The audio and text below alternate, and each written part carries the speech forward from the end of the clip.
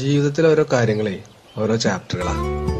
ചിലതിൽ നമ്മൾ ചിരിക്കും, ചിലതിൽ നമ്മൾ കരയും. ഓരോ ചാപ്റ്റർ തീർത്ത് മറ്റൊന്ന് തുടങ്ങിയില്ലെങ്കിലേ ഈ ബുക്കൊന്നും നമുക്ക് തീർക്കാൻ പറ്റില്ല.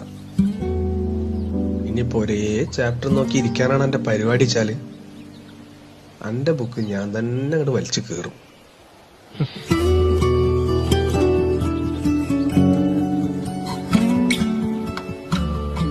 അപ്പൊ എങ്ങനെ പോവല്ലേ?